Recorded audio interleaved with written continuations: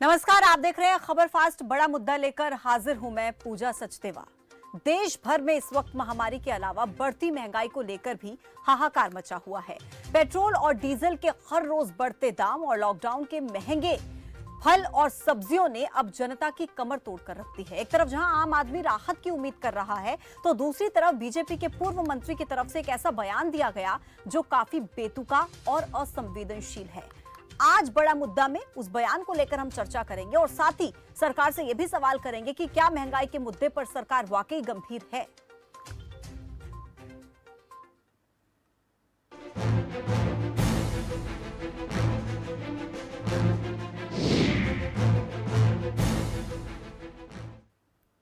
देखिए, मौजूदा समय में नौकरियां चली जाने और कारोबार ठप होने की वजह से लाखों परिवारों के लिए घर चलाना मुश्किल हो गया है।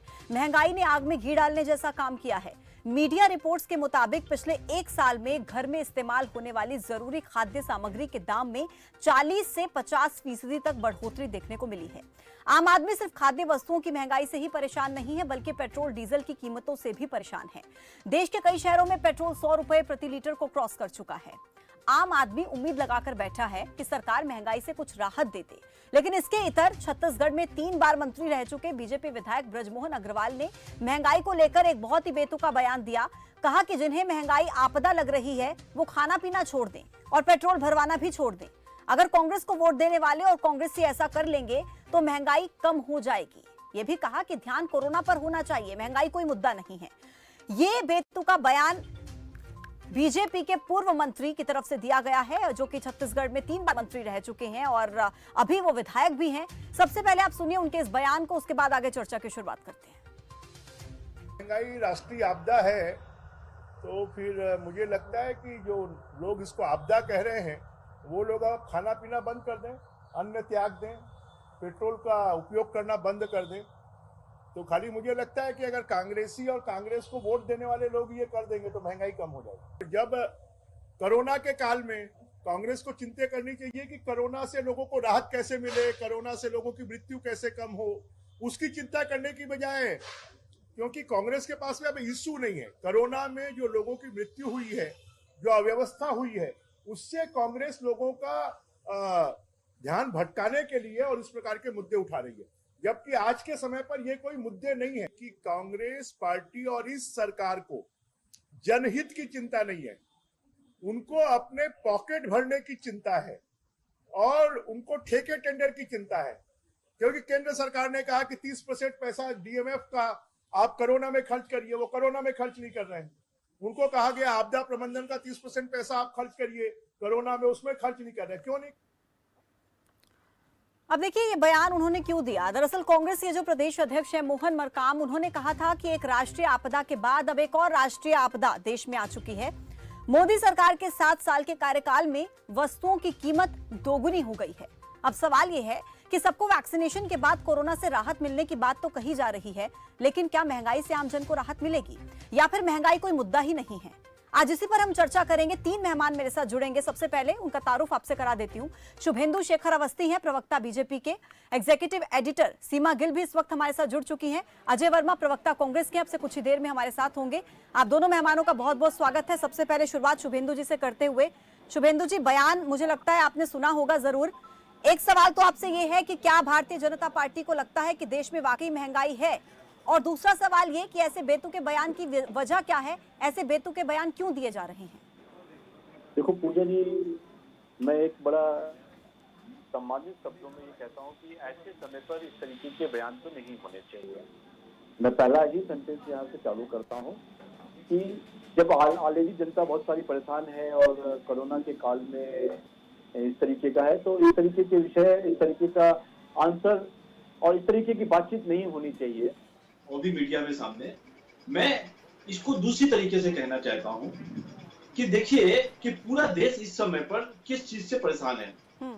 वो जो परेशानी है वो है कोरोना, और उस कोरोना से निपटने के लिए जो छत्तीसगढ़ सरकार है वो बहुत लगातार कई महीनों से, कई पूरा 6 महीनों से फेल हो चुकी है। अब वो क्या कह रही है, आप पूरा सेंटेंस सुनिए। वहां का जो कांग्रेस के अध्यक्ष है वो क्या कह रहे हैं कि जो ये महंगाई है इसको राष्ट्रीय आपदा कहना चाहिए। क्या राष्ट्रीय आपदा है महंगाई? महंगाई किस लिए है? पिछले 8 महीने से कोरोना पूरा भारत नहीं पूरे विश्व में एक बहुत बड़े जितने भी इंडस्ट्री है बंद हो गई है, काम नहीं हो रहा है, लोगों के घर में सब चीजें हैं, तो रेट तो कुछ ना कुछ बढ़ेंगे ही। और जब रेट बढ़ेंगे सर कितना बढ़ेंगे? तो यहाँ सरसों का तेल 180 से 190 रुपए तक में बिक रहा है। पिछले साल 100 रुपए से कम थी सरसों के तेल की कीमत। सोयाबीन रिफाइंड 160 रुपए, मूंगफली का तेल 170 रुपए, इसके अलावा सनफ्लावर का तेल 170 रुपए। अब मुझे ये बताइए कि आप ये कहेंगे कि तेल का इस्तेमाल करना बंद कर दें, ऑयल फ्री खाना खाएं क्योंकि तेल तो वैसे भी सेहत के लिए अच्छा नहीं होता, या महंगाई कम करने पर काम होगा? इस सिचुएशन को क्या कहा जाए अगर इतने कम समय में इतनी ज्यादा दाम बढ़ेंगे, और वो भी खाद्य वस्तुओं के? आम लोग जिस चीज का इस्तेमाल करते हैं, खाने पीने की वस्तुओं का, तेल का इस्तेमाल करते हैं, अगर उनके रेट इस तरीके से बढ़ेंगे तो क्या विपक्ष आपसे सवाल नहीं करेगा? क्या मीडिया आपसे सवाल नहीं करेगा? देखो पूजा, मैं ये कहना चाहता हूं कि 2011 में जो प्राइसेस थे, जो सरकार चला रही थी, जब देश के अंदर आपदा बिल्कुल नहीं थी, उस समय के जो प्राइसेस हैं 2011, आज से 9-10 साल पहले, वो प्राइसेस आज हैं 10 साल बाद भी। यहाँ पे मजाक कर रहे हैं कांग्रेस के लोग। मैं आपको गिनवाना चाहता हूँ, 2011 में जो सिलेंडर का भाव था 887 रुपए था और आज 790 रुपए है। एक एक चीज के रुपए लीजिए। जो सनफ्लावर ऑयल की बात कर रहे हैं वो 198 रुपए था, वो 180 रुपए है। आप एक एक दाल की बात करिए, 220 रुपए पर केजी थी, आज 180 रुपए एवरेज है। ये उसके बावजूद भी कब है ये?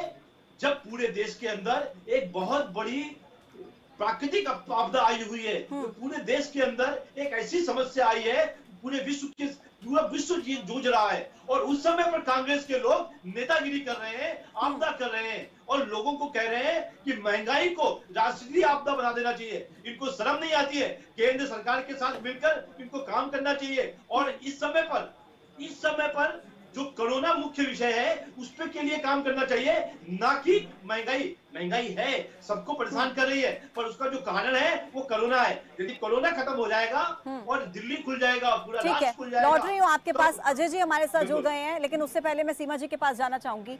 सीमा जी, क्या मानती हैं आप? एक इस तरीके का बयान आपने सुना जो कि एक बहुत ही ऐसे मंत्री की तरफ से दिया गया जो बहुत लंबा कार्यकाल उनका रहा है, 15 साल वो मंत्री रहे हैं, कोई इमेच्योर इंसान की तरफ से ऐसा बयान नहीं दिया गया है। इस बयान को आप किस तरीके से देखती हैं? और ये कह रहे हैं कि आपदा की वजह से महंगाई बढ़ रही है। देखिए पूजा, बेहद दुखद होता जब इस तरह के जो एक्सपीरियंस राजनीति में एक लंबा अनुभव रखने वाला व्यक्ति अगर इस तरीके का बयान देता है, क्योंकि बेहद असंवेदनशील बयान है। क्योंकि जिस तरीके से जो कह रहे हैं कि जो कांग्रेस को वोट देने वाले लोग हैं वो अगर खाना छोड़ दें, तो जब आप सरकार में होते हैं और आप केंद्र में आपकी सरकार है, पूरी तरीके से जो इस तरह के जो महंगाई है उस पर कहीं ना कहीं केंद्र का बहुत बड़ी जिम्मेदारी होती है कि उस पर पूरी तरीके से कोई संज्ञान ले, किस तरीके से उसको रोका जा सकता है। उस वक्त में सिर्फ आप ये कह के कि कांग्रेस को वोट देने वाले व्यक्ति खाना छोड़ दें, तो मुझे लगता है कि ये बहुत ही निचले स्तर का एक सोच है जो किसी भी तरीके से एक्सेप्ट नहीं की जा सकती हिंदुस्तान जैसे देश में, जहां पर डेफिनेटली कोरोना एक बहुत बड़ा इशू है, उससे हम सब लड़ रहे हैं, लेकिन उसके साथ साथ हमारी जो भूख है उसको आप इग्नोर नहीं कर सकते। वो कोरोना से कहीं ज़्यादा बड़ी है, क्योंकि अगर आप भूखे हैं, आपको प्रॉपर डाइट नहीं मिल रही है, तो आप अपने इम्यून सिस्टम को कैसे दुरुस्त करेंगे? बार बार शुभेंदु जी बात कह रहे थे कि महामारी है, डेफिनेटली महामारी है, लेकिन उसके साथ साथ आपका जो बेसिक राइट है कि आपको जीने के लिए खाना चाहिए, अगर आप उसको उस लायक भी नहीं छोड़ेंगे कि वो अपने 2 वक्त की रोटी के लिए कमा सके,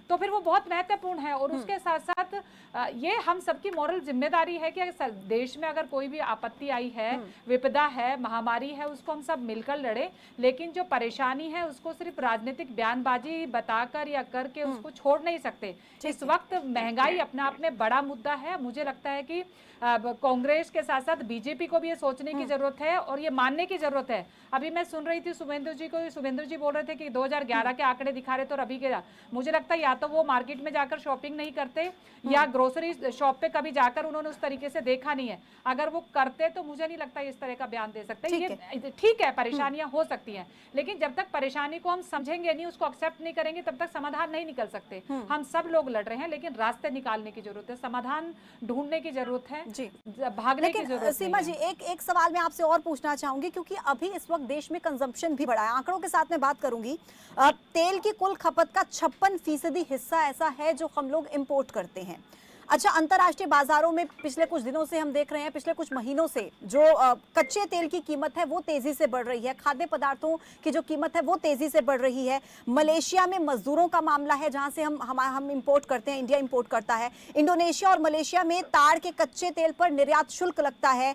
इसके अलावा मेरा सवाल आपसे ये है कि क्या केवल भारतीय जनता पार्टी को, सरकार को ही जिम्मेदार मान लेना महंगाई का, क्या ये ठीक होगा, या आपको लगता है कि महंगाई इस वक्त एक राष्ट्रीय आपदा नहीं बल्कि एक अंतर्राष्ट्रीय मुद्दा है? देखिए, वैश्विक जिस तरीके से हम इस दौर में गुजर रहे हैं, ग्लोबलाइजेशन का वक्त है। यहाँ पर फ्री मार्केट, आप जिस तरीके से कि हमारे पास जो हमारी जो डिमांड्स है उसकी सप्लाई पूरे हिंदुस्तान में नहीं बल्कि दुनिया भर से होती है। उसमें फूड सेक्टर्स में भी बहुत सारी ऐसी चीज़ें जो हम इंपोर्ट करते हैं। तो डेफिनेटली दुनिया भर में जब स्ट्रगल चल रहा है, बहुत सारी फैक्ट्रीज हैं, वर्कर्स काम नहीं कर रहे हैं, तो आपकी सप्लाई पे इफेक्ट पड़ेगा। और सप्लाई पे इफेक्ट पड़ेगा लेकिन डिमांड आपके, क्योंकि फूड सेक्टर्स में जो डिमांड्स होती है वो कभी कम नहीं होती है। तो डेफिनेटली जब डिमांड एंड सप्लाई में कहीं भी डिफरेंसेस आता है तो उसका असर प्राइस पे होता है। ये बिल्कुल बेसिक है, किसी भी इकोनॉमिक्स को, किसी भी आम आदमी को ये बात समझ में आती है। हमें भी समझ में आती है कि जहाँ पर प्रोडक्शन नहीं हो रहा, बहुत सारी ऐसी जगह हमारे भी यहाँ पे बहुत सारे सेक्टर ऐसे हैं जहाँ पर प्रोडक्शन नहीं हो रही है, या हो रही है उस तरीके से नहीं हो रही जितनी होनी चाहिए थी।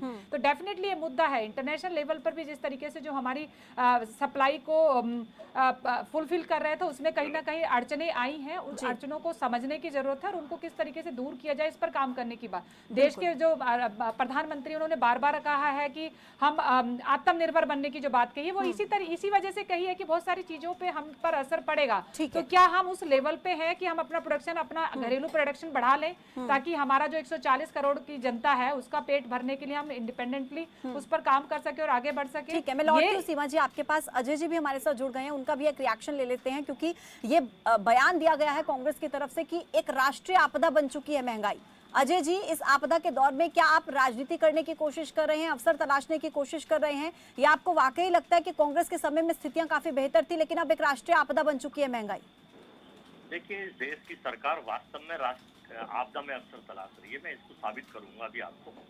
कांग्रेस पार्टी तो किसान के मुद्दे को, बेरोजगारी के मुद्दे को, देखिए बेरोजगारी भी राष्ट्रीय आपदा हो गई इस देश की। वादा किया गया था भाइयों मित्रों 2 करोड़ नौकरी हर साल देंगे। झूठ के परों पे जो चलते हैं वो लोग मुंह के बल गिरते हैं। देश ने ये लोग आ गए, चलो ये तो इनकी खुशकिस्मती है कि लोग सरकार चला रहे हैं, लेकिन हम भुखमरी के कगार पर कितने पायदान ऊपर पहुंच गए इंडेक्स में। अगर आप वर्ल्ड वाइड इंडेक्स देखें 14 और छलांग मार के ऊपर पहुंच गए। हम वर्ल्ड हैप्पीनेस के आंकड़े उठा के देखें तो उसमें हम बहुत नीचे गिर गए। हम बेरोजगारी के आंकड़े देखें, हम महंगाई का इंडेक्स देखें, हम कोरोना से मौतों के आंकड़े देखें, लेकिन ये सरकार इसको वास्तव में, चूंकि देखिए जो तेल बढ़ रहा है, मैंने कल ही मुझे नहीं पता कि मेरे भाई जो बैठे हैं ये बीजेपी के अभी कह रहे थे, और हमारी बहन सीमा गिल भी कह रही थी कि ये बाजार नहीं जाते हैं। मुझे नहीं पता, हो सकता है इनके ये, मुझे नहीं पता, मैं हो सकता मैं गलत हूँ, ये भी मोदी और योगी जी की तरह हो, क्योंकि जिसके बच्चे नहीं होते बीवी, उन्हें ये नहीं पता होता कि बच्चे बीवी का दर्द और बाजार की महंगाई और क्या सिस्टम है। तो ये बताएंगे है या नहीं है इनके।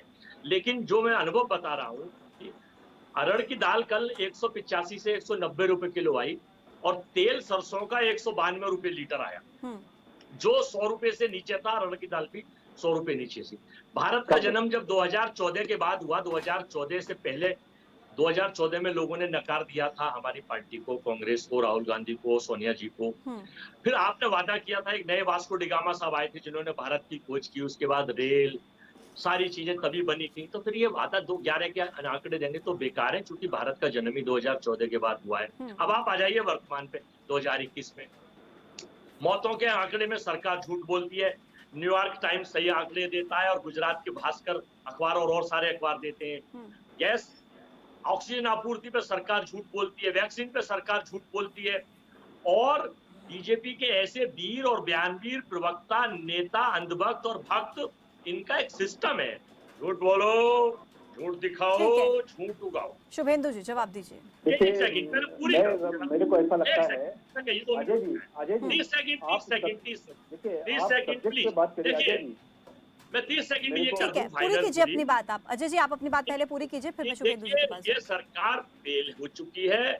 सरकार ने कोरोना में बर्बाद कर दिया, व्यापार खत्म हो गया, नौकरी छीन गई, मजदूर मर गए और ठीक है, महिलाएं और लेकिन बच्चे लेकिन छीन ऐसे गए। आपदा के दौर में कांग्रेस ने क्या किया? जहां पर कांग्रेस की सरकार है वहां पर कांग्रेस क्या कर रही है, मैं इसका भी बता- जवाब आप दीजिएगा। मैं मैं लौटूंगी आपके पास। शुभेंदु जी, एक बार आपकी बात का भी जवाब दे दें और साथ ही साथ मेरे सवाल का भी शुभेंदु जी जवाब दीजिएगा, क्योंकि कोरोना काल में कई लोग ऐसे हैं जो नौकरी तो कर रहे हैं लेकिन तनख्वाह आधी मिल रही है, यानी नौकरी पर जा रहे हैं, मजबूरी है, काम करना पड़ रहा है। और ऐसी मिडिल क्लास फैमिलीज जिनको सब्सिडी का कोई भी फायदा नहीं मिल रहा है, जो पॉवर्टी लाइन के अंडर नहीं आते हैं लेकिन फैमिली में कमाने का जरिया बहुत ज्यादा कम है, ऐसी फैमिलीज का क्या? इन पर जो महंगाई की मार पड़ रही है उनका क्या? पूजा जी, मैं बिल्कुल आपके प्रश्न का जवाब दूंगा। जिस तरीके से हमारे प्रवक्ता अजय वर्मा जी एक नाटकीय तरीके से एक बहुत अच्छे डिस्कशन में जिस तरीके से शब्दों का प्रयोग कर रहे हैं, वो शायद उचित नहीं है। यहाँ पे जो विषय है उस विषय पे बात करते तो ज्यादा अच्छा होता। हमारे कितने बच्चे हैं, कितने बच्चे नहीं है, बाद में निकल के फोन पे बात कर लीजिएगा, मैं जवाब दूंगा आपको अच्छी तरीके से। दूसरा, मेरा ये कहना है कि आज जो ये शब्द अभी उन्होंने एक बात बोली कि मृत्यु दर में सबसे ज्यादा भारत वो है, मैं आपको खाली एक ही प्रश्न का, मैं चूंकि ये विषय नहीं है पर 30 सेकंड में जवाब देता हूँ। वर्ल्डोमीटर को निकाल लीजिए, हर 10 लाख लोगों के बीच में वर्ल्ड का जो एवरेज है वो 445 है और इंडिया का जो डेथ का रेशियो है वो हर 10 लाख में 236 है, जो कि वर्ल्ड का आधा है। मेरा ये कहता है कि ये लोग इस समय पर जब पूरा देश जूझ रहा है, जहां इनको हाथ पे हाथ लगा मिला के आगे बढ़ने का प्रयास करना चाहिए था। जिस तरीके से अटल जी ने, जब आप विपक्ष में थे, उन्होंने इनकी कांग्रेस की सरकार को मदद करी थी, आज ये लोग यहाँ पे अवसर ढूंढ रहे हैं और राजनीति कर रहे हैं। जहां तक मेरा ये कहना है, आपने जो कहा कि मिडिल क्लास फैमिली, उनको आधी सैलरी मिल रही है। मैडम, जिस फैक्ट्री में वो काम कर रहे हैं उस फैक्ट्री के अंदर या जिस जगह पे वो काम कर रहे हैं उसका प्रोडक्शन आधा हो गया है, वहाँ फैक्ट्रियां चल नहीं पा रही है। किसी तरीके से वो लोग, मालिक लोग भी अपने जो कम खर्चे करके जो प्रोडक्शन नहीं हो रहा है, सबको जिंदा रखने की कोशिश की जा रही है। मैं आपकी कहीं बात पे से कम, पूर्णतः सहमत कहीं हूँ। पे मैं ज्यादा। उन्हीं की तो बात कर रही हूँ ना शुभेंदु जी, कि कैसे अब पटरी पर आएगी फिर से अर्थव्यवस्था, बिल्कुल, क्योंकि जाहिर इसका सी एक बात ही है तो- महंगाई बढ़ेगी तो उसकी मार तो अर्थव्यवस्था पर भी पड़ेगी ना, आम आदमी बिल्कुल, पर पड़ेगी। मैं यही कहना चाहता हूँ। इधर ये कह रहे हैं कि इसका रेट ज्यादा, इसका रेट ज्यादा, यहाँ पे टैक्स नहीं, वहाँ पे टैक्स नहीं। मेरा ये कहना है कि आपदा के पे एक तरफ आप कह रहे हो कि पूरे देश को वैक्सीन फ्री दो और दूसरी तरफ आप कह रहे हो कि यहाँ पे टैक्स ना बढ़ाया जाए। दोनों को बैलेंस बना के रखना पड़ेगा। अगले 6 महीने में पूरे भारत का वैक्सीनेशन होगा, भारत स्वस्थ होगा। और जैसा कि हमारी एडिटर ने कहा है कि भारत स्वस्थ होगा तो आगे बढ़ेगा, आत्मनिर्भर होगा और भारत को कोई आगे से बढ़ने से नहीं रोक पाएगा। आप शुभेंदु और जी, ये सच बात है। आत्मनिर्भरता की बात आप कर रहे हैं और इसीलिए मैं एक सवाल मेरे जहन में आ रहा है, मैं आपसे पूछना चाहूंगी। 1994 से 1995 का जो दौर था, तब 10% खाद्य तेल भारत आयात करता था। 2021 की बात की जाए तो 50% से ज्यादा हम आयात करते हैं। क्या आपको नहीं लगता कि इस सिनेरियो में भी हमें आत्मनिर्भर होने की जरूरत है? देखिए, हम 91 से 95 की जो बात कर रहे हैं, उस समय भारत में जो कंजम्पशन ऑफ ऑयल था वो चीनी ऑयल यूज किए जाते थे। बिल्कुल, अग्री। अब आज की डेट में जो ऑयल यूज हो रहे हैं, मैंने इसके ऊपर एक लेक्चर भी दिया है, लगभग 39 टाइप के ऑयल को यूज किया जा रहा है भारत में, जिसमें से लगभग 27 ऑयल इंडिया में बन ही नहीं सकते हैं। तो इसलिए बाहर से आ रहा है। इसलिए हमको भी इस सब चीजों को आत्मनिर्भर बनना चाहिए, छोटी छोटी इंडस्ट्री लगानी चाहिए। और जैसा एडिटर जी ने कहा है कि यहाँ पे एग्जीक्यूटिव लीडर ने कहा है कि हमको आत्मनिर्भर बनेंगे और स्वस्थ बनेंगे तो आगे बढ़ेगा। 6 महीने में इनसे अनुरोध करता हूँ कि हमारा साथ है। मैं इस देश को और मोदी जी इस देश को 100 साल आगे लेके जाएंगे। ठीक है। सीमा जी, आपको वो इंसिडेंट याद होगा 1998 में जब प्याज की कीमत बढ़ने की वजह से सुषमा स्वराज की सरकार गिरी थी और 2013 में भी फिर ऐसा माहौल हमने देखा। क्या आपको लगता है कि ये सब एक बार देखने के बाद सरकार को महंगाई को इतने हल्के में लेना चाहिए, क्योंकि ये बहुत बड़ा मुद्दा है? क्या आपको लग रहा है कि सरकार गंभीरता दिखा रही है इस विषय पर? देखिए पूजा, बहुत महत्वपूर्ण है इस पूरे विषय को जानना, क्योंकि राजनीतिक नेताओं के लिए, प्रवक्ताओं के लिए ये एक मुद्दा हो सकता है, लेकिन एक आम आदमी की लाइफ को पूरी तरीके से रोक देता है अगर उसकी बेसिक नीड्स पूरी नहीं हो रही है। कोई भी देश ग्रोथ कैसे करता है, उसकी इंटेलेक्चुअल ग्रोथ, कैसे होती है जब उसका जो सिटीजन है, उसका आम आदमी है, वो अपनी भूख और बेसिक जरूरतों से ऊपर उठकर सोच पाता है। क्योंकि आप प्रोग्रेसिव अप्रोच कैसे लेके आएंगे अपनी लाइफ में अगर आप अपनी रोजमर्रा की रोटी से बाहर नहीं निकल पा रहे हैं, तो वो देश कभी भी डेवलप नहीं हो सकता। ये इस वक्त में सभी नेताओं को जानने की जरूरत है। मैं शुभेंदु जी से एक बात जानना चाहती हूँ, क्योंकि देखिए मुझे अच्छा लगा कि पहली लाइन में उन्होंने इस बात को एक्सेप्ट किया कि ये बयानबाजी बहुत गलत है और असंवेदनशील है, बेहद असंवेदनशील है। क्योंकि इस तरह के अगर बयानबाजी जो इतने लंबा अनुभव रखने वाले राजनीतिक नेता कहते हैं, तो इस पर रिएक्शन होना चाहिए। मुझे तो लगता है पार्टी के सुप्रीमो की तरफ से कोई रिएक्शन आना चाहिए इस तरह की, क्योंकि अगर आप गंभीर नहीं होंगे तो आप विपक्ष की क्या उम्मीद रखते हैं। आप कहते हैं कि सबको साथ देने की जरूरत है, आप अपनी पार्टी में क्या कर रहे हैं कि आपकी पार्टी के नेता किस तरीके से इसको सीरियस ले रहे हैं? कि आप उनसे कहेंगे कि 6 महीने प्लीज आप इन सबसे बाहर दीजिए, सरकार को काम करने दीजिए, हमें देश के लिए काम करना है, देश के लोगों के लिए काम करना है। क्योंकि जो पावर में होते हैं उनकी जिम्मेदारी ज्यादा बड़ी होती है पूजा, हमको ये समझना होगा। एंड दूसरी की हम एक बात और कि देखिए जब हम राज्य की बात करते हैं तो राज्य को कहते हैं कि इट्स अ वेलफेयर स्टेट, हमको जीने का अधिकार देता है राज्य, और हमको मरने का अधिकार नहीं। अगर हम आज सुसाइड करना चाहें तो आप नहीं कर सकते, क्योंकि आप राज्य की प्रॉपर्टी हैं। लेकिन जब आप राज्य की प्रॉपर्टी है तो राज्य की जिम्मेदारी भी होगी कि आप भूखे नहीं रहें। राइट टू फूड हमारे यहाँ पर है, लेकिन राइट टू फूड का मतलब क्या है? एक आदमी तो फ्री में सब्सिडी पे ले रहा है, ठीक है, उसको आप सब्सिडाइज रेट पे या फ्री में आप भोजन दे देंगे। लेकिन हमारे जैसे व्यक्ति, आपके जैसे व्यक्ति और ऐसे बहुत सारे लोग हैं जो इस कोरोना के टाइम पे जिनकी सैलरियां डिडक्ट हो गई हैं, जिनके पास आप ऐसे बहुत सारे लोग हैं मेरे जानने वाले जिनकी लोन की किस्त जा रही है, बच्चों के स्कूल की फीस जा रही है। उसमें अगर आपके ग्रोसरी आइटम्स की भी जो प्राइस है वो डबल हो जाएंगे, तो यहाँ पर सरकार की जिम्मेदारी बहुत बड़ी बन जाती है। उनको ये समझना होगा कि क्या आम आदमी के जो भार है, जो बेसिक नीड्स है उसको किस तरीके से पूरा किया जाए, ये कंट्रोल करना पूरी तरीके से सरकारों के हाथ में है। बार बार जो कह रहे हैं कि तेल की बात है, आप तेल की अगर मैं एग्जांपल देती हूँ कि आपका देखिए सरसों का रेट तो नहीं बढ़ा है, हमारे यहाँ पे कुछ परसेंट तो हमारे यहाँ पे प्रोडक्शन हो रही थी ना अपनी जो फूड प्रोसेसिंग में जो भी हमारे यहाँ पर हो रहे हैं, अगर उस पर अच्छे तरीके से सुपरवाइज किया जाए। आप जो फैक्ट्री मालिक से उनसे भी कुछ दिन के लिए हम कहा जा सकता है कि आप अपने प्रॉफिट मार्जिन को थोड़ा कम कर दीजिए। ट्रेडर्स को बोला जा सकता है कि आप अपने ट्रेडिंग मार्जिन को थोड़ा कम कर दीजिए, ताकि किसी भी तरीके से ये जो स्ट्रगल पीरियड है इसको हम सस्टेनेबल पोजीशन में ले जाएं। ये डिसीजन लीडरशिप के होते हैं, वो सरकार, चाहे राज्य सरकार है हो चाहे केंद्र सरकार है, और उसमें तमाम जो एजेंसियां हैं जो इसको सुपरवाइज करती है, उन सब की एक कलेक्टिव एफर्ट्स की जरूरत है। लेकिन ट्रांसपेरेंसी और लीडरशिप की जो विल है वो ऊपर से दिखानी पड़ेगी। सीमा जी, बहुत महत्वपूर्ण बात आप कह रही हैं, लेकिन एक सवाल मैं आपसे और पूछना चाहूंगी, उसके बाद मैं अजय जी के पास जाऊंगी। विपक्ष अपनी भूमिका कैसे निभा रहा है, किस तरह से देखती हैं आप इसको? क्योंकि महंगाई को राष्ट्रीय आपदा बोला गया, इस पर आपका क्या विचार है? क्योंकि विपक्ष की भूमिका भी बहुत महत्वपूर्ण होती है। अगर सरकार की तरफ से कोई ऐसी नीतियां बनाई जा रही हैं जो कि जनता के हित में नहीं है, तो विपक्ष की भूमिका है कि सरकार को सजग करे कि आपकी नीतियां जनता के लिए सही नहीं है, आप इनको ठीक कीजिए। क्या विपक्ष अपनी भूमिका उस तरीके से निभा पा रहा है, एक सार्थक विपक्ष की? देखिए पिछले 1.5 साल से जब से हम इस पूरे महामारी से स्ट्रगल कर रहे हैं, मैं बार बार ये बात बोलती रही हूँ और मैं खुल के बोलती हूँ। आज भी मुझे कोई इसमें ऑब्जेक्शन नहीं है कि मैं ये कह सकती हूँ कि डेफिनेटली जिस तरीके से विपक्ष की भूमिका होनी चाहिए थी उस तरीके की नहीं है। ये हम सबकी मजबूरी है या दुर्भाग्य मान लीजिए इस देश का। हम क्योंकि इसमें हमारा भी कंट्रीब्यूशन है कि हम उस तरीके से अपने आपको उस तरीके से नहीं रख पाते कि पार्टियां हमें सीरियसली लें, क्योंकि हम जनता जो है उनको अपना वो रूप दिखाना बहुत जरूरी होता है कि आपको समझ में आ रहा है कि ये पार्टी राजनीति कर रही है इस मुद्दे पर। विपक्ष भी राजनीति करता है कई बार, और ये बेहद दुर्भाग्यपूर्ण है कि जब आप फूड जैसे सेक्टर से, क्योंकि जब जितनी गंभीरता के साथ आप मुद्दों को उठाएंगे सरकार उतना ही डरेगी। ठीक है, लेकिन अगर आप हर चीज पे राजनीति करेंगे तो छोटा हो जाता है। अजय जी से कमेंट ले लेते हैं। अजय जी, लगातार ये सवाल उठता है कि क्या इस वक्त पर कांग्रेस अपनी जमीन तलाशने की कोशिश कर रहा है राजनीति में, क्योंकि मुद्दे बैठे बिठाए आपको मिल रहे हैं, कोरोना का मुद्दा आपको मिल रहा है, महंगाई का मुद्दा आपको मिल रहा है। क्या जिस तरीके से आपको जनता की बातों को सरकार के समक्ष रखना चाहिए आप उस तरीके से रख पा रहे हैं? क्या एक सफल विपक्ष की भूमिका आप निभा पा रहे हैं? क्या आपको लगता है ऐसा? देखिए, सबसे मैं डिबेट के शुरू में कहना भूल गया आपसे। सबसे पहले तो इन्होंने बयान दिया है, हिंदुस्तान की जनता का अपमान किया है 136 करोड़ लोगों का। इसके लिए नरेंद्र मोदी जी माफी मांगे हिंदुस्तान से, और मैं निंदा करता हूँ अपनी पार्टी की तरफ से इसके बयान की और अपनी तरफ से, और राहुल जी की तरफ से और प्रियंका जी की तरफ से। दूसरा, जो तेल की कीमत आप कह रही है ना, तेल की कीमत जो देश की सरकार का एक एजेंडा चल रहा है, इनके 4 करोड़ कैपिटलिस्ट दूसरों की तो पूंजी बढ़ रही है, और हिंदुस्तान के आपकी, सीमा जी की, मेरी और प्रवक्ता बीजेपी बैठे, इनकी इन सबकी पूंजी घट रही है, पता नहीं है बताएंगे नहीं बताएंगे।